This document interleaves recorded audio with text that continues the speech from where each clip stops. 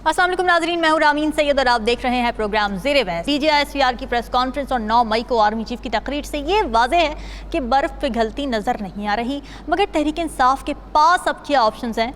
अब बकौल असद कैसर माफ़ी तलाफ़ी का तो कोई मूड नहीं है। बैरिस्टर गौहर ये कह रहे हैं कि हमें तसादुम के बजाय आगे बढ़ना चाहिए, तहरीक इंसाफ मुज़ाकरात की हामी है। इसके साथ ही आरिफ अलवी साहब ने अडियाला जेल में बानी तहरीक इंसाफ से मुलाकात के बाद एक प्रेस कॉन्फ्रेंस की। उसमें ये बताया कि उन्हें सियासी जमातों और एस्टैब्लिशमेंट से मुज़ाकरात का टास्क मिल गया है।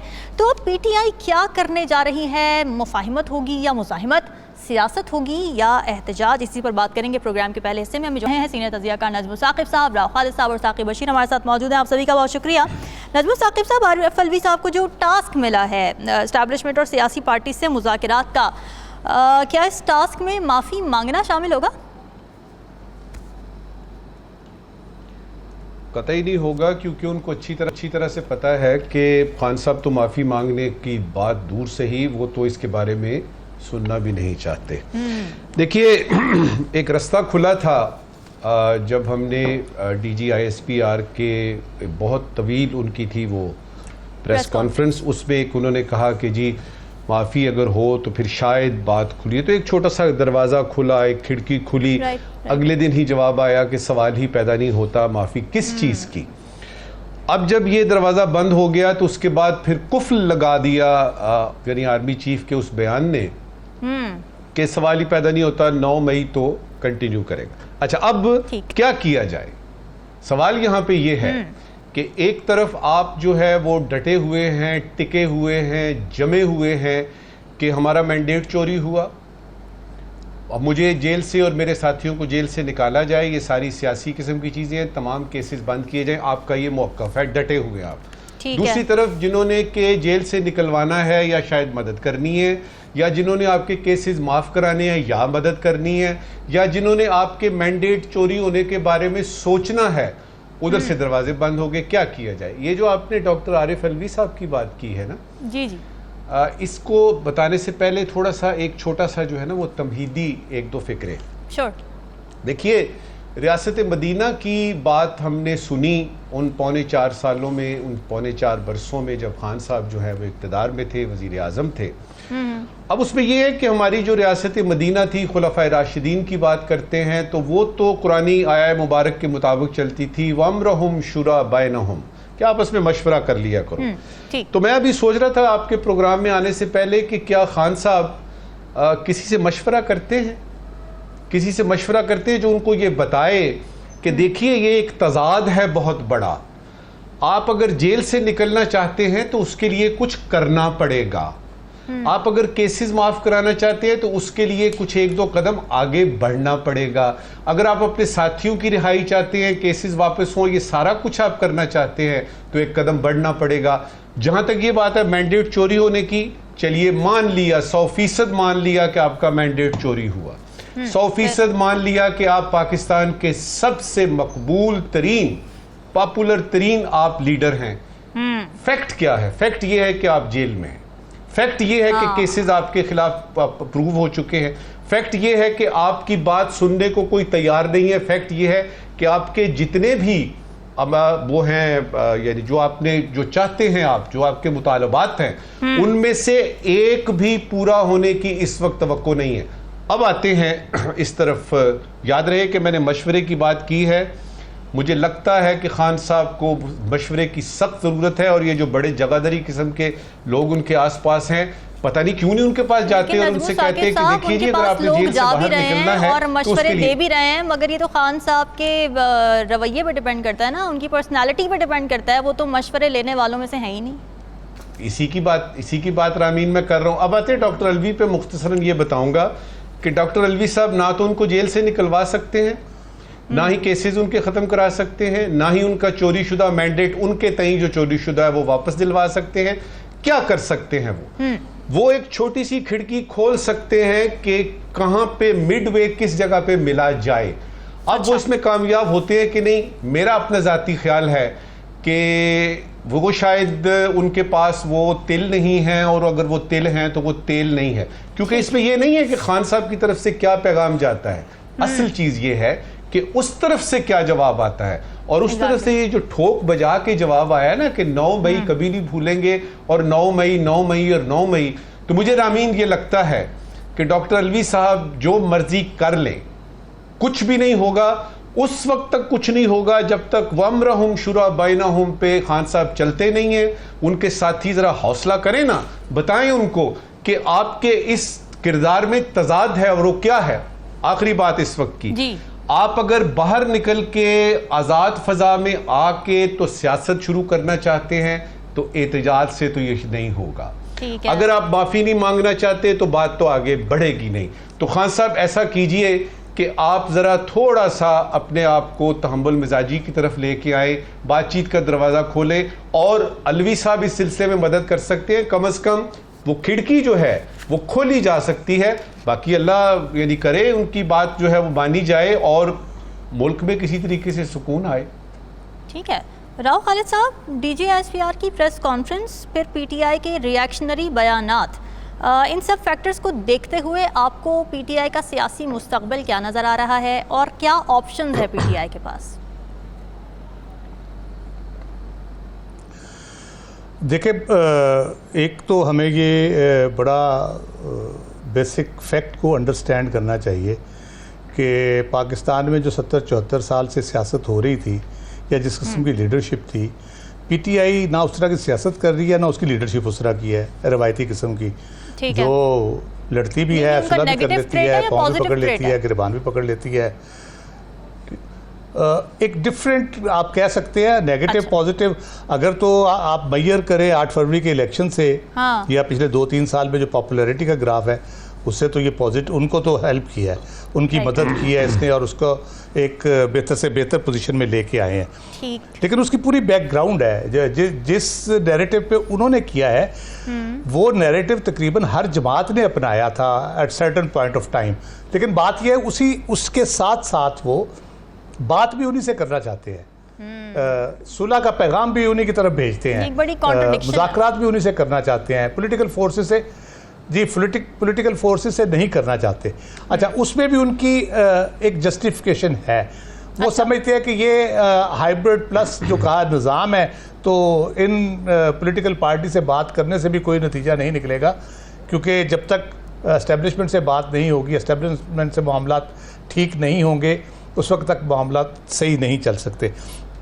मसला ये कि बतौर अपोजिशन तो उनका सियासी मैदान में जो है, उन्होंने अपोजिशन ने हुकूमत को ऑन टोज रखना है, उन्होंने एहतजाज भी करना है, उन्होंने शोर भी मचाना है, उन्होंने तनकीद भी करनी है, जायज़ नाजायज़। दुनिया भर में तकरीबन जहाँ जमहूरियतें हैं इसी किस्म की जो अपोजिशन पार्टीज है वो यही करते हैं। ठीक है। PTI के साथ मसला ये है कि उनके साथ 9 मई और उसके आफ्टर इफ़ेक्ट्स जो हैं वो एक डिफरेंट बिल्कुल चीज़ है, जिसकी वजह से वो इस सूरत हाल में जकड़े हुए हैं या पकड़े हुए हैं या इस मसाइल का शिकार है। उससे बड़ा मसला ये है कि PTI भी जो सियासी मुखालफीन है उनको दुश्मन समझती है। जब आप एनिमी का कॉन्सेप्ट रखते हैं ना, तो उसमें फिर मुज़ाकरात नहीं होते, उसमें फिर एलिमिनेट करना होता है, एलिमिनेशन होती है। तो जब तक आप सियासी मुखालफीन को सियासी मुखालफीन को मुखालिफ ही समझेंगे, दुश्मन नहीं समझेंगे, फिर मामलात आगे बढ़ सकते हैं। तो वो उनके लिए आसान तभी हो सकता है अगर वो सियासी इकाई के तौर पर मुखालफीन के साथ वो रवैया ना रखे जो दुश्मनों के साथ रखा जाता है। ठीक है, मियां नवाज शरीफ से आपको इख्तलाफ हो सकता है, आप इल्ज़ाम लगाते रहते हैं, जरदारी साहब के बारे में भी आप लगाते रहते हैं। उनकी जमात में 2 बंदे तो नहीं है ना, इतनी बड़ी जमात है, और आप भी अपनी जमात में अकेले नहीं, आपके लोग भी बात कर सकते हैं, उनके लोग करते भी हैं। आप देखिए जब इलेक्शन का मामला तो उस वक्त बनी थी सारी, PTI का लग यही रहा है कि यही कुछ करती रहेगी जब तक उसको मकासद हासिल नहीं होते। और मकासद उसके क्या है? मैंडेट की वापसी, मुकदमात को मंतकी अंजाम तक पहुंचाना और किसी तरीके इंतखाबात तक, अगले इंतखाबात तक पहुंचना। साल में पहुंचे, 2 साल में पहुंचे, भले 5 साल में पहुंचे, उस वक्त तक उन्होंने अपने जो वोटर है, अपना सपोर्टर है, उसको इंटैक्ट रखने के लिए ये टैक्टिक्स चलाते रहना है और ये मामलात करते रहना है। थोड़ी सी उनको कामयाबी भी मिल रही है, जैसे आज डी-नोटिफाई हो गए सुप्रीम कोर्ट के फैसले के बाद, वो रिजर्व सीट्स वाले पंजाब से, बाकी जगह से भी होंगे, तो गवर्नमेंट के लिए थोड़ा सा मुश्किल पैदा हो रही है। इसी तरह से उनको अगर साइफर में केस में रिलीफ मिल जाता है, बाकी केसेस में रिलीफ मिल जाता है, तो यकीनन प्रेशर बढ़ेगा। अच्छा राव खालिद साहब, मेरा ख्याल है उलझन तो जरा सुलझाएं ना, ये जो माफी की बात है, ये माफी की क्या बात है? मतलब अगर 9 मई के केसेस ज़ाहिर अदालतों में मौजूद हैं, अगर वो साबित हो जाते हैं तो कन्विक्शन बहुत ज़्यादा ज़रूरी है, होनी चाहिए, और अगर नहीं साबित होते तो फिर वैसे ही ये एक कानून अपना रास्ता बना लेगा। तो ये माफ़ी तलाशी की बात फिर क्यों आ जाती है बीच में, ये मुझे समझ नहीं आती। ये आप अगर दूर कर दें मेरी कन्फ्यूजन। देखिए मेरा ख्याल है जो मुतालबा है ना DGISPR साहब का या फौज का, वो अगर उनकी जगह पे आप खड़े होकर देखें तो वो जायज़ बनता है। ठीक है, क्योंकि पाकिस्तान की तारीख में ऐसा वाकया नहीं हुआ कभी। नहीं तो कन्विक्शन होनी चाहिए ना, माफी मांग के तो मार्जिन मिल जाएगा, स्पेस मिल जाएगा, कन्विक्शन होनी चाहिए फिर तो माफी की ऑप्शन ही नहीं देनी चाहिए। मैं थोड़ा सा इसको मैं थोड़ा सा वाजे कर दूं इसको। जी, हुआ ये है कि अगर आप देखें कि जब ये इंसिडेंट हुआ उसके बाद जो सूरत हाल बनी, उसमें बहुत से लोगों ने प्रेस कॉन्फ्रेंस करके माफ़ी तलाफी की और उनकी जान छूट गई। ठीक है, जिसकी वजह से ये जो इशू था, बहुत बड़ा इशू था, ये डाइल्यूट हुआ 9 मई वाला। उनकी वजह से PTI के पास एक नैरेटिव आया कि जी ये कैसा वाकया है कि किसी को माफ़ी हो जाती है, किसी को नहीं होती। ठीक है, क्या 103 लोग जैसे ट्रायल में हैं जिनकी लिस्ट दी गई है, उनके ट्रायल से मामला ठीक हो जाएंगे, उसके बाद ये चीज़ें ठीक हो जाएंगी? वो कहते हैं कि वंस फॉर ऑल ये एक दफ़ा इंसिडेंट हो गया, हम ये चाहते हैं कि आइंदा ये ना हो, और उसके लिए या तो मिसाल बनाया जाए उन लोगों को, या वो लोग खुद आके बताएं कि जी ये बिल्कुल गलत हुआ है, मजम्मत करते हैं हम इसकी, और हम तौबा करते हैं कि आइंदा ऐसा नहीं होगा। उनका मुतालबा अपनी जगह पे जायज़ है, लेकिन उसमें कुछ चीज़ें ऐसी यकीनन आ जाती हैं जिसके बाद PTI अपना नैरेटिव जिस पे बिल्ड करती है कि जी उनको कैसे माफ़ी मिल गई, अगर ये इतना बड़ा जुर्म था, फलां को क्यों छोड़ दिया, फलां को क्यों नहीं सजा दी, फलां का नाम था उसको क्यों नहीं किया। क्योंकि अल्टीमेटली तो रूल ऑफ लॉ होना चाहिए ना राव खालिद साहब, ये तो PTI का अपना बयान ही है सर। लेकिन ये बिल्कुल असूली बात यही है, असूली बात यही है कि जब एक क्राइम कमिट हुआ है उसका प्रॉपर ट्रायल हो, जो भी उसमें मुलव्वस है, इमरान खान साहब हैं या कोई और है, कोई भी, उनको सज़ा होनी चाहिए, आइन और कानून के तहत होनी चाहिए, और उसको किसी सूरत में दरगुजर या माफ़ी नहीं होनी चाहिए, भले वो किसी आम घर पे भी हमला हुआ हो। ये तो फौजी इंस्टॉलेशन है, आर्मी के कोर कमांडर हाउस पे हुआ है, फौजी इंस्टॉलेशन पे हुआ है।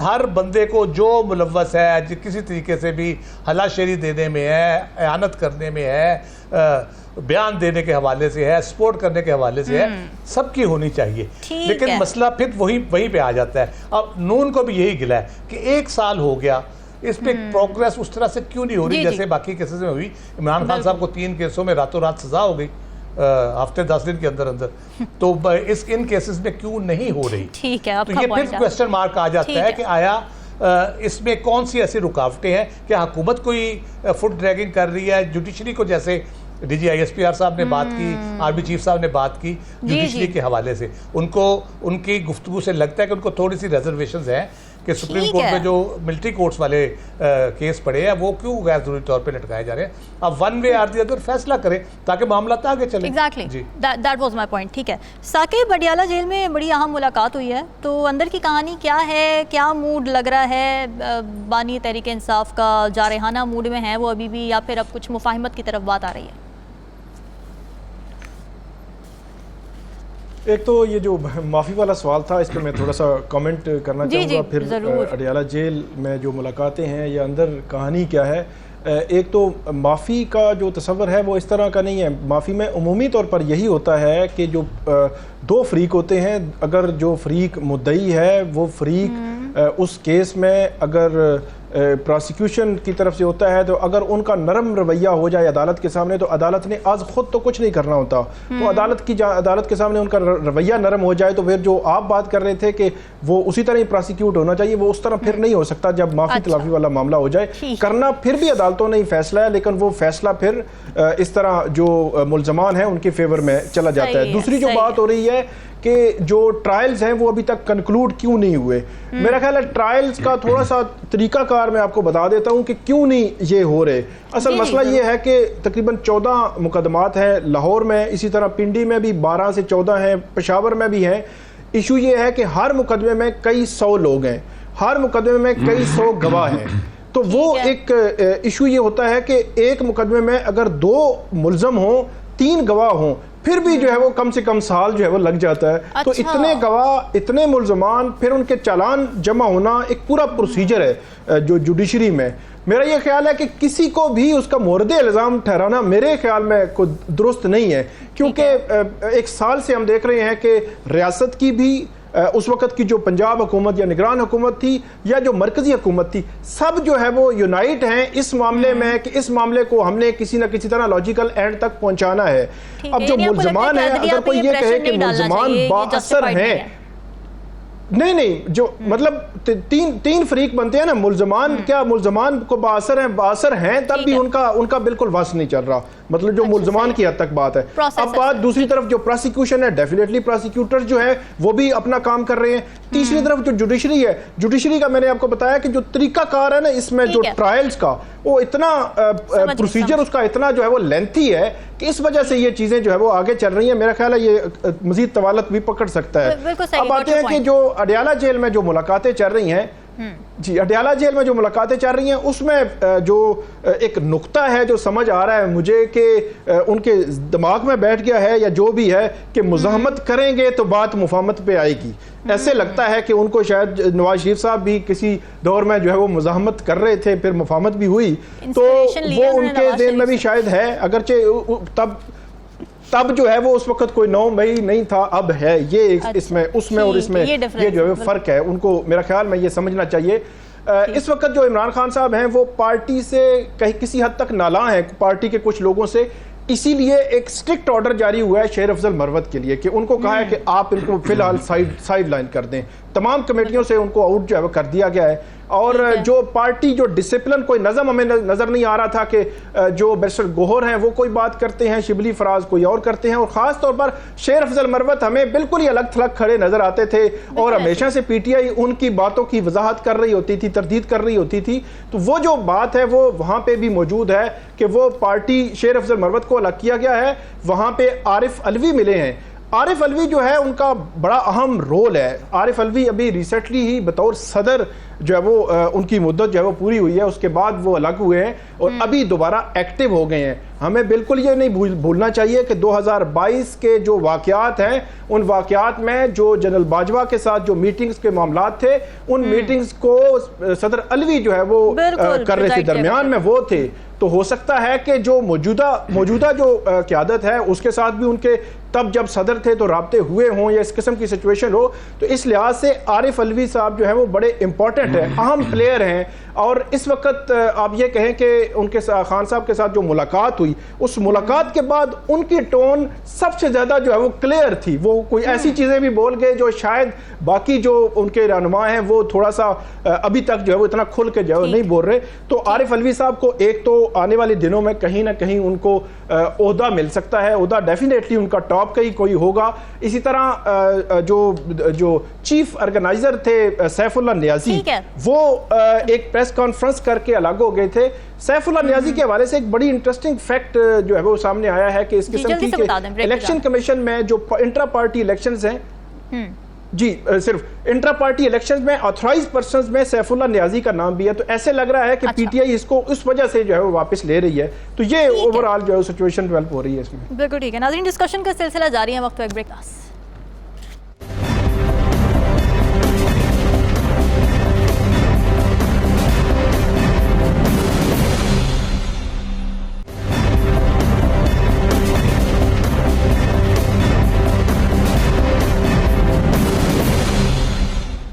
वेलकम बैक नाज़रीन। वज़ीर-ए-आज़म शहबाज शरीफ ने पाकिस्तान में एजुकेशन इमरजेंसी नाफिज कर दी है और उन्होंने 26 मिलियन आउट ऑफ स्कूल बच्चों को स्कूलों में लाने का अज़्म ज़ाहिर किया है। मगर क्या ये इतना आसान होगा? पाकिस्तान के आइन का आर्टिकल 25A ये कहता है कि रियासत इस बात की ज़िम्मेदार है कि 5 साल से 16 साल की उम्र के हर बच्चे को मुफ्त तालीम दी जाए।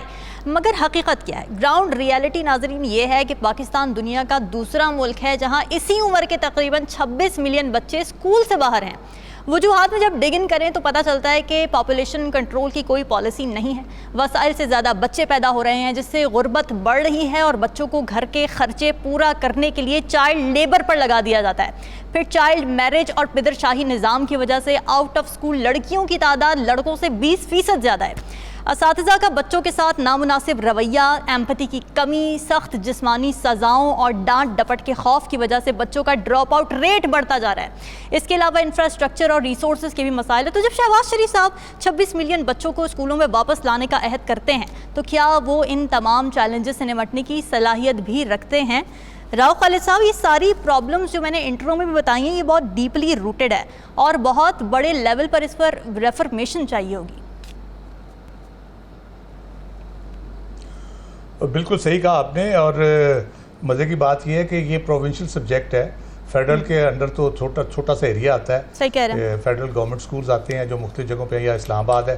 तो सूबों को पता है कि मियाँ शहबाज शरीफ साहब की पॉलिसी क्या है और उन्होंने ये जो अनाउंस किया है इसके पीछे क्या उनका जहन क्या है और किस किस्म की वो अप्रोच रखते हैं, चाहते हैं। इस पे काम तो बड़े अरसे से हो रहा है, बहुत हो रहा है। मेरा ख्याल है 1947 से ही शुरू है ये काम, जब हमने कहा कि हम यूनिवर्सलाइज करेंगे अपनी एजुकेशन को, तो वो आज तक नहीं हुई। हमने कोई ऐसा अपना सिस्टम नहीं बनाया, कोई सिलेबस ऐसा नहीं बनाया, कोई कोशिश ऐसी नहीं की कि हम उसको यूनिवर्सलाइज कर सकें ताकि हमारे बच्चे जो भी इल्म हासिल कर रहे हैं वो हर जगह पे, हर मुल्क में और हर सूरत हाल में कारआमद हो वो। ये एक बुनियादी मसला हमेशा से है। दूसरा मसला ये है कि जब भी हमें कोई सपोर्ट वगैरह मिलती है सारी, हम देखते हैं अजीबोगरीब स्कैंडल आ जाते हैं। मुझे याद है 94-95 में अमरीकी मदद से और बाकी मुल्कों की मदद से हमारे यहाँ नए स्कूल खोलने की बात हुई, सारा कुछ हुआ। मंजूर भट्टू साहब शायद चीफ मिनिस्टर थे। 45,000 घोस्ट स्कूल निकले आखिर पे at the end of the day. कि आप 45,000 घोस्ट स्कूल और उसके टीचर देखे और कितने पैसे आपने ज़ाया किए, और जो स्टूडेंट उन वहाँ पे पढ़ने थे वो किधर चले गए। फिर ये है कि अभी रिसेंटली जो चैलेंज हमें आ गया है वो ये है कि आपके पढ़े लिखे लोगों की खपत क्या है, सरकारी क्या गवर्नमेंट अब्जॉर्ब कर सकती है, क्या हमारा लेवल ऑफ एजुकेशन जो है, सिलेबस है जो हम तालीमी मेयार है हमारा हायर एजुकेशन का, वो कम्पिटिटिवनेस है, उसमें इंटरनेशनल कम्पिटिटिवनेस उस तरह की, हम उनको सिलेबस कैसा है, फैकल्टी कैसी है, इदारे कैसे हैं, तालीम क्या मिशन के तौर पे दी जा रही है या कारोबार के तौर पे दी जा रही है। ये बड़ा चैलेंज आ गया कि हम किस तरह से उसके, फिर क्या उसके बाद अगर कोई इल्म हासिल कर लेता है, मुआशी मौक़े किस तरह के अवेलेबल है। हाँ। तो किस तरह से हम उनको वो मुआशी मौक़े उसमें हम देंगे, उसमें बैनुल-अक़वामी डिमांड क्या है, हमें ये भी नहीं पता कि हमने किस तरह से, मसलन मेडिकल के शोबे में बहुत डिमांड है, आर्टिफिशियल इंटेलिजेंस हो गई या कंप्यूटर हो गया, उसमें कंप्यूटर साइंस वगैरह इससे रिलेटेड सॉफ्टवेयर डेवलपमेंट, इन चीज़ों में बहुत डिमांड है इंटरनेशनली। तो हमारे लोकल खपत जो जिस किस्म की है, सरकारी इदारे तो केटर नहीं कर सकते, सच्ची बात है। वो आप प्राइवेटाइज करने जा रहे हैं। वैसे निजी शोबे में आप कितनी अपॉर्चुनिटीज क्रिएट कर रहे हैं। निजी शोबा क्या आसानी से कारोबार कर सकता है? आज ही मियाँ साहब ने दोबारा से वो कहा है कि कारोबार में आसानियाँ पैदा करने के लिए कुछ करें। यहाँ तो रेडी लगाना मसला है, बजाय इसके कि आपको कारोबार करें। इतने सारे इदारे और इतनी सारी एजेंसीज हैं जो आपको तंग करती हैं। कोई लेबर वाले बैठे हैं कहीं पे, कहीं EOBI वाले बैठे हैं, कहीं कोई NOC देने वाले हैं, कोई इंडस्ट्रियल जो रेगुलेट करते हैं, आपके इंजीनियरिंग काउंसिल है। तो इसकी इतने सारे मसाइल हैं कि वहाँ पे कारोबार करना भी मुश्किल है, जॉब उसी में होगी। फिर आपकी जो इकोनॉमिक कंडीशंस है, इकोनॉमिक कंडीशंस अगर आप 6% GDP से ऊपर जाएंगे तो फिर आप कम अज़ कम साल की कोई 1 से 1.5 करोड़ नौकरियां पैदा कर सकते हैं। तो हम तो 1% पे है, मेरा ख्याल है शायद माइनस में ही है। तो वो कब हम जाके 6% या 7% पे या 8% पे जाएंगे, फिर हम उसको बुनियादी तौर पे जनरेट कर पाएंगे। तो ओवरऑल जो हमारे मसाइल हैं वो इतने गंभीर और इतने ज़्यादा हैं। सही बात है। बहुत अच्छा इनिशिएटिव है, होना चाहिए। लेकिन हम कभी भी सीरियस नहीं हुए। मोहतरमा बेनज़ीर भुट्टो के दौर में 4% ऑफ GDP एजुकेशन के लिए रखा गया था। इंटरनेशनल स्टैंडर्ड भी तकरीबन यही है। उसी को मद्देनजर रखते हुए 95 में ये किया गया था जी। 1.7% ऑफ GDP हम रखते हैं, वो भी पता नहीं पूरा जाता है कि नहीं जाता है, तनख्वाहों में कितना जाता है, बाकी चीज़ों में कितना जाता है। हम टीचर्स की ट्रेनिंग, टीचर्स फैकल्टी के लेवल और उसका जो सिलेबस की मैंने पहले बात की, ये सारी चीज़ें मिला के हमारे एक आध मसला नहीं है। सही कह रहा है। तो क्या मियाँ शहबाज शरीफ साहब ने कोई वेल थॉट आउट पॉलिसी को बना ली है या कोई चीज़ की है या कोई थिंक टैंक बना दिया है जो इस पर गौर करेगा और ये हफ्ते 10 दिन महीने में एक पॉलिसी बनाएगा, उसकी इम्प्लीमेंटेशन शुरू हो जाएगी? तो मुझे नहीं समझ आती कि या तो फिर सियासी नारा ही है जैसे पहले होता है, हमेशा ही होता है सियासी दावे नारे लगते हैं, हम ये कर देंगे तो हम वो कर देंगे, तो उसका क्या फिर होगा। अब पॉपुलेशन जो है सबसे बड़ा पाकिस्तान के लिए पॉपुलेशन बम है, एटमी बम से भी ज़्यादा खतरनाक है ये। बिल्कुल सही बात है। जिस तरह से ये पॉपुलेशन ग्रो कर रही है उसमें आपके हाउसिंग फैसिलिटीज, स्कूल की फैसिलिटीज, ट्रांसपोर्टेशन की फैसिलिटीज, सेहत की सहूलतें, तालीम की, हर चीज़ आपकी उसको कैटर नहीं कर पाती, बहुत कम है उस हिसाब से। बिल्कुल। और फिर जिस हिसाब से चाइल्ड लेबर बढ़ता जा रहा है गुर्बत की वजह से, बहुत ही अफसोसनाक बात है। नजमुल साकिब साहब, तालीमी इमरजेंसी में सिर्फ आउट ऑफ स्कूल बच्चों का मसला नहीं है, जैसे कि राव खालिद साहब ने भी निशानदेही की, नकल माफिया, पेपर लीक होने की खबरें रोज़ हम पढ़ रहे हैं यहाँ पर, ठीक है, सिलेबस आउटडेटेड है, रिसर्च पर कोई फोकस नहीं है। फिर आज हमने ये भी खबर देखी कि नॉर्थ वज़ीरिस्तान में एक लड़कियों के स्कूल को धमाके से उड़ा दिया गया है। लेयर्स ऑफ इशूज़ हैं। आप समझते हैं कि Shahbaz Sharif is up to the task that he have taken? देखिए, सबसे पहले तो प्राइम मिनिस्टर मियां शहबाज शरीफ साहब का वो बयान पहले देख लीजिए, उसी के अंदर आपको समझ आ जाएगी कि वो ये तालीमी इमरजेंसी फरमाते हैं कि 2 करोड़ 60 लाख बच्चों का इंदराज यकीनी बनाना चाहिए, यकीनी बनाना चाहिए। दूसरा, कोई कौम तालीम के बगैर तरक्की नहीं कर सकती, तालीम के बगैर तरक्की नहीं।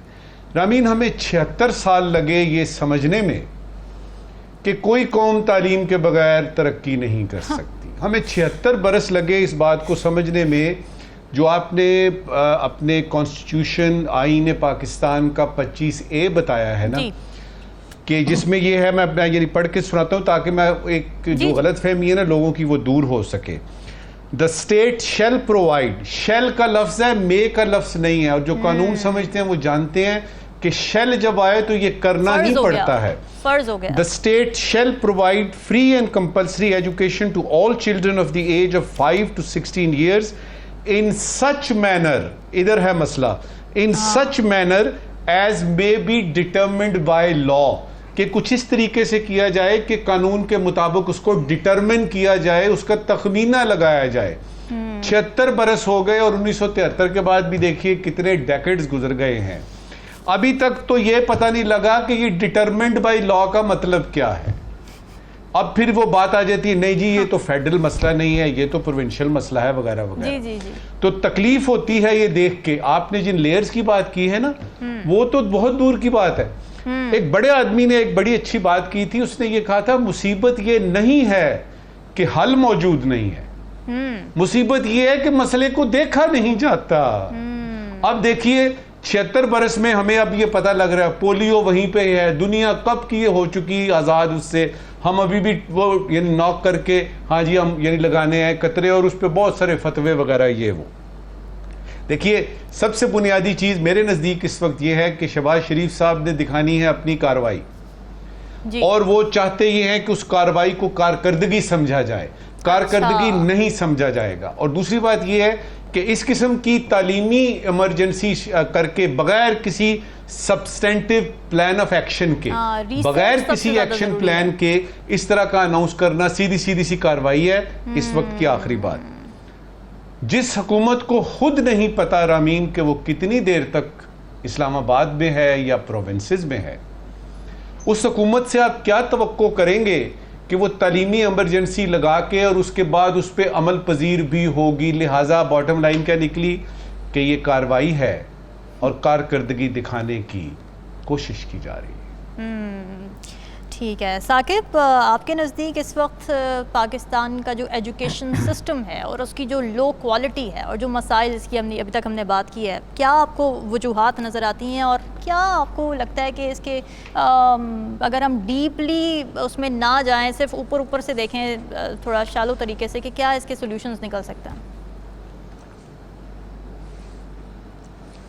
पहली बात तो ये है कि जो मरकज़ी हुकूमत है उनको ऐलान करने से पहले इस किस्म की जो पॉलिसी है कि तालीमी एमरजेंसी लगाने जा रहे हैं, ये बहुत बड़ा स्टेप है और बहुत अच्छा स्टेप है। अगर इस पे काम करके वो कुछ करते, 4 बरस के लिए वो कह रहे हैं कि हम जो है वो ये करने जा रहे हैं, दूसरी जानिब ये 18वीं तरमीम के बाद ये है ही सूबाई सब्जेक्ट है। अगर वो पंजाब में कर लेंगे तो केपी की गवर्नमेंट क्या उनको मानेगी? क्योंकि ये तो अल्टीमेटली वो फिर सियासत आ जाती है कि वो कहेंगे कि ये तो प्रोजेक्ट फेडरल गवर्नमेंट का है और वज़ीर आज़म शहबाज शरीफ का, हम अपना हिस्सा क्यों डालें? हम खुद जो है वो अपने जो है वो बनाएंगे अहदाफ और उनको अचीव करने की कोशिश करेंगे। केपी गवर्नमेंट कहती है या सिंध गवर्नमेंट कहती है। तो इसलिए मेरा ये ख्याल है कि इस किस्म का कोई भी स्टेप लेने से पहले उस पर पूरा होमवर्क हो जाता, कंसेंसस हो जाता और जो काम मरकज़ के करने के हैं वो मरकज़ करता और बाकी सूबे जो है वो करते, ताकि ये चीज़ें कंक्रीट तरीके से आगे बढ़ती। मसाइल तो बहुत ज़्यादा हैं। मसाइल की अगर जो है वो बात की जाए कि एक तो जो आबादी की इजाफे की बात की जा रही है उस पर, उसके हवाले से भी मेरा ये ख्याल है कि बहुत ज़्यादा सोचने की भी ज़रूरत है। ये जो मतलब 2.5 करोड़ बच्चे स्कूल नहीं जा रहे या उस हवाले से जो बात हो रही है, उसके पीछे भी एक फैक्टर ये भी है, यहाँ पे गुर्बत है, यहाँ पे ये जो ख़ास तौर पर जो मनसूबाबंदी है इस हवाले से कोई ऐसा मैकेनिज़्म भी नहीं है। फिर बात की जाए अगर जो हमारा जो आबादी की, तो स्कूल जो स्कूल सिस्टम है हमारा उसके अगर हवाले से बात की जाए तो जो एक तरफ अगर काम करना है, हुकूमत ने काम करना है तो वो सरकारी स्कूलों पे ही करना है। सरकारी जो स्कूल हैं या प्राइवेट स्कूल्स हैं उनमें एक अलग से कंपटीशन है। प्राइवेट स्कूल्स में भी फिर आगे इतने ज़्यादा कंपटीशन है कि वो तय जिस तरह हमारी पूरी सोसाइटी जो है वो जिस तरह हमारी पूरी सोसाइटी तकसीम है, इसी तरह उन प्राइवेट स्कूल्स की भी यही पोजीशन है। जो बंदा जितना अफोर्ड कर सकता है वो फिर उतनी कोशिश कर लेता है। वो जो आइन की हम बात कर रहे हैं, आइन की मंशा तो वो शेल वाली है कि आपने करना ही करना है, आपने मयारी तालीम भी देनी है और मुफ्त तालीम देनी है। तो यहाँ पे काम तो वैसे दोनों पे नहीं हो रहा, दोनों पे कंक्रीट काम करने की ज़रूरत है। और वो फिर ऐसा ही हो सकेगा कि जो हमारे जो सरकारी स्कूल हैं उनके लिए जो पंजाब गवर्नमेंट थी पिछली जो 2008 से 13 या आगे 18 तक उन्होंने कोशिश की, ये उनको क्रेडिट जाता है। उन्होंने कुछ जो दानिश स्कूल एक प्रोजेक्ट था, बहुत ज़्यादा कामयाब तो नहीं हुआ, कोशिश बहरहाल उन्होंने की कि उसको बेहतर से बेहतर जो है वो तालीम दी जाए, मुफ्त तालीम दी जाए। जो अफोर्ड नहीं कर सकते, जो जिस किस्म का एक कल्चर बन गया है कि आपने एक अच्छी तालीम लेनी है तो किसी भी प्राइवेट इदारे में जाएं, सरकार के स्कूलों में बहुत कम लोग इस किस्म के जाते हैं। तो वो उन्होंने कोशिश की, उसी के विजन के तहत ही अभी जो है वो शहबाज शरीफ साहब ये बात कर रहे हैं कि वो उसी को लेकर आगे चलेंगे और वो कोशिश करेंगे कि इसको जो है वो इस तक जो है वो पहुंचने की कोशिश करें। तो वो बात फिर सिलेबस की भी बात आती है। सिलेबस के हवाले से भी वही तकसीम है, जो मयार की तालीमी मयार की तकसीम है वही सिलेबस की तकसीम है। सिलेबस अब जो सिलेबस जो पढ़ेगा वही ऊपर जाकर जहां तक उस सिलेबस को पहुंचा सकता है वो वहां पहुंच सकता है। फिर जो अगर हायर एजुकेशन की बात की जाए तो उसके बाद यहाँ पे हमारे यहाँ जॉब अपॉर्चुनिटीज भी नहीं है। तो मल्टीपल इश्यूज जो है वो मौजूद हैं हमारे पूरे मुआशरे में, तमाम को एड्रेस करने की कोशिश करनी चाहिए। ख़ास तौर पर जो एजुकेशन है, एजुकेशन सेक्टर को बहुत ज़्यादा तवज्जो देने की ज़रूरत है। और ख़ास तौर पर जिस तरह जो इस वक्त दुनिया इतनी जिद्दत की तरफ बढ़ रही है, बहुत ज़्यादा जदीद जो है वो टेक्नोलॉजी आ रही है। ख़ास तौर पर अगर हमारे हमसाया मुल्क की बात करें तो आईटी में बहुत ज़्यादा वो आगे जा रहे हैं। वर्ल्ड वाइड जितने भी प्लेटफॉर्म्स हैं आप उनके लोगों को कहीं ना कहीं देखते हैं। हमारे यहाँ ये कमी है, तो उस सेक्टर को भी बहरहाल वो भी एजुकेशन के साथ लिंक्ड ही है कहीं ना कहीं, तो गवर्नमेंट को वो भी देखना चाहिए ताकि उसमें जिद्दत आए। अभी जो क्यूब है वो भेजा गया, आई क्यूब जो भेजा गया है अभी, उस हवाले से भी कल खबर आई थी। तो बहरहाल ये एक प्लस पॉइंट तो है, लेकिन इसमें मजीद कोशिश की ज़रूरत है गवर्नमेंट को भी। उसमें फिर फंड्स की एलोकेशन आ जाती है कि फंड्स कितने रखने हैं। फिर फंड्स की जब बात आती है तो फिर हमारी जो माशी हालत है वो भी मद्देनज़र होती है। तो ये सारे इश्यूज जो हैं वो फिर एजुकेशन फिर उस लेवल की नहीं दी जा रही, नहीं दी जा सकती जिस लेवल की जो है वो दी जानी चाहिए। सही बात है। नाज़रीन, डिस्कशन का सिलसिला जारी है, हम वक्त एक ब्रेक का।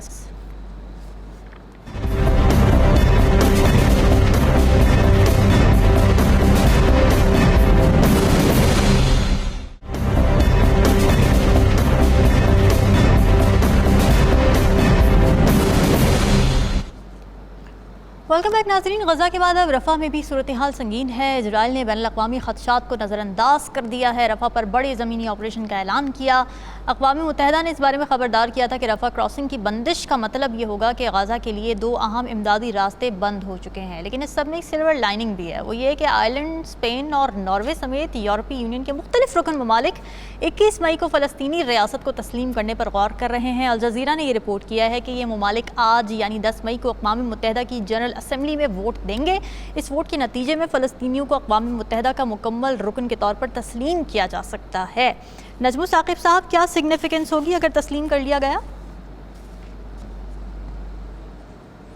देखिए, ऑलरेडी जो है वो तकरीबन 72% जो ममालिक हैं दुनिया के, वो फ़लस्तीन को एक रियासत के तौर पे मानते हैं। 2012 में इसे यूनाइटेड नेशंस में नॉन मेंबर ऑब्जर्वर स्टेटस दिया गया था। अब ये कि नॉन मेंबर से मेंबर बनना, जिसका आपने जिक्र किया, आज ही के दिन मैं इंतज़ार कर रहा हूँ कि वहाँ से यूनाइटेड नेशन जनरल असम्बली से कोई खबर आए कि इस बारे में क्या बात हुई है। बिल्कुल 4 ममालिक हैं जिन्होंने कि आज से कुछ दिन पहले बता दिया कि हम इस सिलसिले में, रियासत तस्लीम करने के सिलसिले में हम पहला कदम उठाने वाले हैं। एक स्पेन है, दूसरा आयरलैंड है, जिसके साथ के पाकिस्तान इस वक्त मौजूद है। हमारी क्रिकेट टीम वहाँ पे, माल्टा है और स्लोवेनिया है जी। देखिए, एक है मगरबी किनारा वेस्ट बैंक जो है, और एक है आपकी गज़ा की पट्टी। इन दोनों पे मुश्तमिल है ये रियासत। असली मसला इजराइल तो है, अमेरिका तो है कि वो नहीं चाहते कि 2 रियासती जो है इसका हल निकले। चाहे आप जितने मर्जी ऑस्लो अकॉर्ड कर लें, उसके साथ साथ वो अब्राहम अकॉर्ड ले आएंगे, ये चलता रहेगा सिलसिला। मेरे नज़दीक जो हार्ट ऑफ द हार्ट में प्रॉब्लम है वो ये है कि मगरबी किनारे में है आपकी पैलेस्टीनियन अथॉरिटी, गज़ा की पट्टी पे है हमास। ठीक है। इन दोनों को आपस में कैसे मिलाना है, इन दोनों की मर्जर कैसे होगी, किस तरीके से ये हिसाब किताब होगा, एज वी स्पीक अगर दुनिया इस पे कर रही है कि इसको एक रियासत तस्लीम कर लिया जाए, और अल्लाह करे कि ये हो जाए, क्योंकि ये 1948 से लेके अब तक जंगें हो गई, फलाना हो गया, हर चीज़ जो है वो, और ये जो अभी शुरू हुआ है इसने तो हद ही कर दी है। लगता यही है कि इजराइल शायद कमज़ोर पड़ेगा, लगता यही है कि इस सारे में उसको खमियाजा भुगतना पड़ेगा, और उसको शायद तोहन और करहन ये मानना भी पड़े। मेरे नज़दीक एक मसला बड़ा ये है कि रियासत इसको तस्लीम किया जाए फ़लस्तीन को, यानी मगरबी किनारा और आपकी गज़ा की पट्टी। ठीक।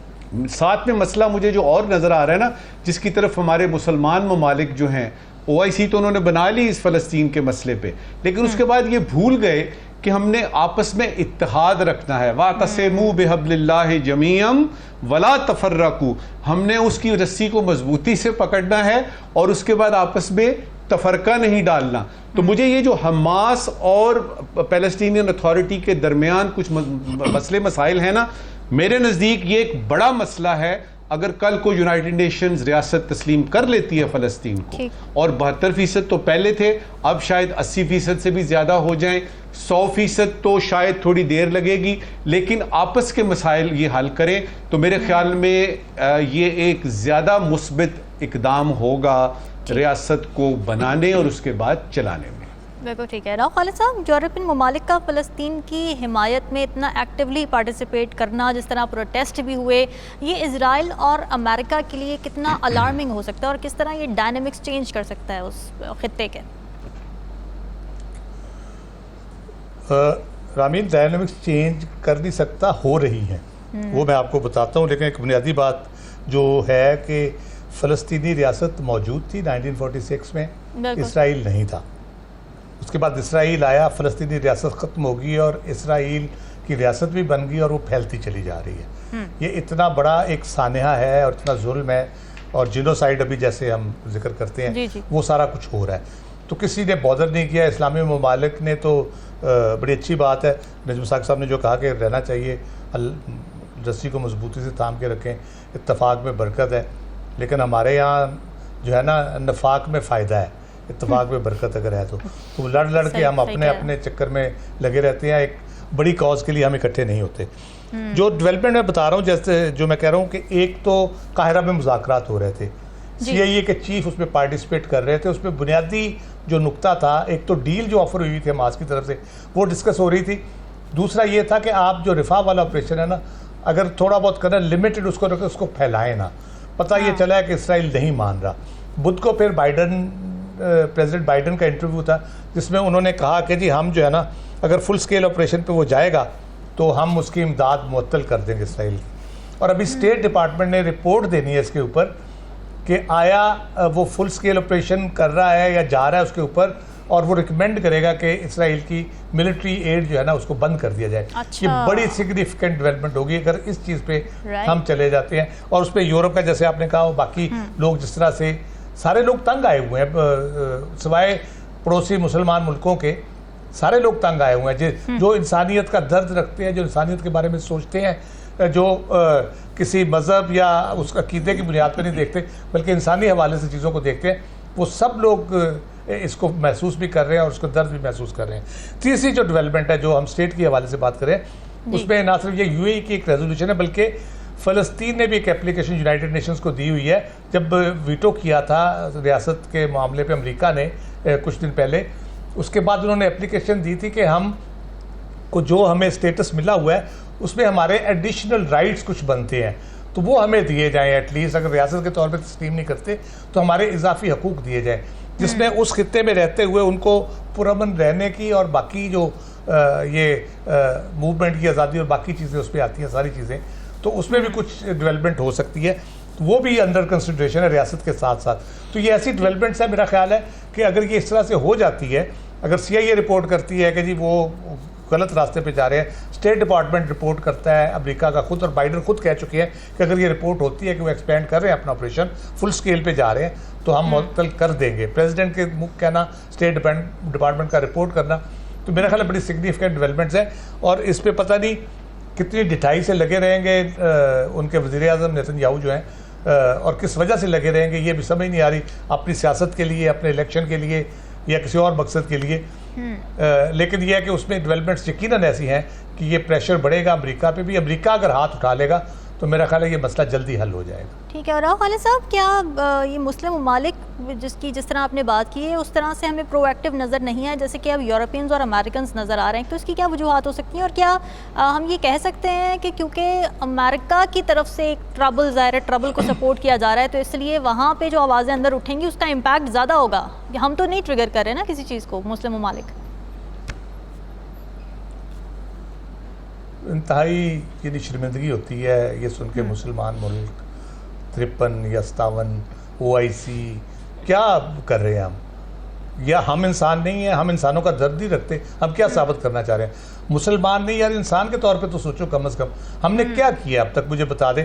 आप यूरोप में देख ले, आप अमेरिका में देख ले, अमेरिका में आग लगी हुई है इस वक्त, उनके स्कूलों के तुलबा बाहर आ गए यूनिवर्सिटी के बाद, उनकी फैकल्टी सड़क पे है, लेकिन वो तो अपनी स्टेट के खिलाफ एहतजाज कर रहे हैं क्योंकि अमेरिकन असलहा प्रोवाइड कर रहे हैं, पूरे फैसिलिटेटर बने हुए उस जेनोसाइड में, तो ज़ाहिर है वहाँ की आवाम वो स्टेट के खिलाफ बाहर आ रही है। ये तो इम्पैक्टफुल है, ये तो ज़रूरी भी था। तो वो अपनी स्टेट के खिलाफ कर रहे हैं ना, तो हम दूसरी स्टेट के खिलाफ नहीं कर सकते, हम तो अपनी स्टेट के खिलाफ नहीं करना ना, हमने तो इसराइल के खिलाफ करना है या अमेरिका के खिलाफ करना है जो सपोर्ट कर रहा है उसको, तो हम वो भी नहीं कर सकते। हम झंडा लेके निकले, गिरफ्तार हो जाते हैं इसराइल का, फलस्तीन का, तो हमें थोड़ा सा गिरेबानों में झांकने की ज़रूरत है सीरियसली। ये इस तरह नहीं होता कि किसी के घर पे आग लगी है तो आप कहें चलो उसका घर जल रहा है, ये आपके घर तक पहुंच जाएगी आग। और जहाँ पे इसराइल बैठा है ना, और जो उसके अज़ाइम नज़र आ रहे हैं, ये इतने बेफिक्रे होके ना बैठे वहाँ पे, वो सबकी तसल्ली कराएगा एक एक करके। जी ठीक है। साकिब, आपको क्या लगता है, जिस तरह से काहिरा में भी मुज़ाकरात हो रहे थे, हमास की तरफ से डील भी ऑफ़र की गई मगर इजराइल नहीं मान रहा, फिर अमेरिका की उस पर तंबी आ जाती है सामने, ये कितना पॉजिटिव है? पॉजिटिव तो यकीनी तौर पर जो अमेरिका है वो भी कोशिश कर रहा है, और दूसरी तरफ जो मुज़ाकरात हो रहे हैं वो भी इसी कोशिश के लिए हैं, कम से कम वहाँ पे कोई जंग बंदी का मुआहदा हो या इस किस्म की सिचुएशन जो है वो डेवलप हो। लेकिन इसराइल की जानिब से जो हठधर्मी का मुजाहरा किया जा रहा है उस पर प्रेशर वही जो यूरोप में हमने देखा, अमेरिका में देखा, जो मुजाहरे हुए वो बढ़ रहे हैं, जो अवाम का जो प्रेशर है वो बढ़ रहा है। जिस तरह मुस्लिम ममालिक की बात हो रही है, मुस्लिम ममालिक की जानिब से भी इस किस्म का प्रेशर जो अमली तौर पर नहीं आया, बयानात की सूरत में आता रहा है, बयानात की सूरत में आ रहा है, लेकिन अमली तौर पर ऐसी कोई चीज़ें नहीं आई जिस लेवल पे वो जो है वो होना चाहिए था। इसीलिए अब ये जो बात हम कर रहे हैं कि जो मुस्तकिल जो रुकनीत की जो दरख्वास्त है 2011 की, ये वहाँ पे पड़ी हुई है। 2011 में 2 माह इस पर वहाँ पे बहस मुबासा हुआ, लेकिन उस वक़्त नहीं इस पर इत्तेफाक हो सका। अब जो वहाँ पे बात हो रही है, आज उस हवाले से ये इंतज़ार है कि क्या ख़बर आती है, लेकिन उसमें यह भी है कि जो सुपर पावर्स हैं 5, उनकी जानिब से कोई मुखालफत का वोट भी ना आए। तो ये कहना कि उनकी जानिब से नहीं आएगा, मेरा ख्याल है कबल अज़ वक्त है कि कोई हतमी तौर पर इसका नतीजा निकाला जाए कि उनको जो मुस्तकिल जो रुकनीत है जो मिल सकती है या नहीं मिल सकती। ठीक है, लेकिन साकिब यूरोप में जो एक सेंटिमेंट बढ़ता हुआ हमें नज़र आ रहा है फ़लस्तीनियों के लिए, गाज़ा के लोगों के लिए, जो वहाँ पर लोग शहीद हो गए हैं, एक हमदर्दी का एहसास उनके अंदर नज़र आता है। ये आपके ख़्याल में किस तरह से ऑल्टर कर सकता है अमेरिकन पॉलिसीज़ को या यूरोपियन पॉलिसीज़ को? नहीं, वो तो कर रहा है, मेरे ख्याल में कर भी रहा है, क्योंकि वहाँ जो मुजाहरे जिस लेवल पे हुए और वो उन मजालिम की वजह से हैं जिसकी तस्वीर हमने देखी, जिस तरह जुल्म जो है वो ढाया गया वहाँ पे फ़लस्तीनियों पर, उनकी वजह से ही ये एहसास, और मेरा ख्याल है ये कि बगैर किसी कोई वो एक मजहबी टच होता है, ऐसा नहीं है, बल्कि उसके बगैर जो है वो एहसास है, और उन ममालिक पर, अमेरिका पर प्रेशर भी बढ़ा है। एग्जैक्टली, सही बात है। नजबू साकिब साहब, आज क्या सवाल लेकर आए नाजरीन के लिए? शुक्रिया रामीन। एक वफाकी वजीर मोहतरम ने पिछले दिनों फरमाया प्रेस कॉन्फ्रेंस करते हुए कि हर नौजवान के पास एक नौकरी होनी चाहिए। भाई ये तो हमें भी पता है। ज़रूरी सवाल ये है कि हुकूमत वक्त 3-4 करोड़ नौकरियां लाएगी कहाँ से? बड़ा अहम सवाल। देखिए, गैर ज़रूरी सवाल आज का जो है ना वो रिलेट करता है आज ही की एक डेवलपमेंट से। पता ये लगा हमें कि लैपटॉप्स के बाद अब मोटरसाइकिलें भी तकसीम होंगी। जी। गैर ज़रूरी सवाल ये कि क्या अच्छा ना होता कि आप किताबें मुफ्त दे देते, या फिर यूनिवर्सिटी की फ़ीसें, कॉलेज की फ़ीसें वगैरह माफ़ कर देते? शायद इससे कुछ बेहतरी मुआशरे में आ सकती थी। बिल्कुल, और ये आपका बड़ा अहम सवाल है, क्योंकि ना सिर्फ मोटरसाइकिलें देने की ज़रूरत है, बल्कि ये तो कॉन्स्टिट्यूशन में चीज़ मौजूद है कि तालीम की, जैसे हमने बात की कि तालीम पूरा एक राइट है यहाँ के बच्चों का, किताबें मुफ्त मिलना, ये तमाम तर चीज़ें आइनी हुकूक में शामिल हैं, मगर वो हमें मिलती हुई नज़र नहीं आ रही। फैंसी स्टफ़ में हम ज़्यादा बिलीव करते हैं। डिस्कशन आपने सुनी, हमें दीजिए इजाज़त। अल्लाह हाफ़िज़।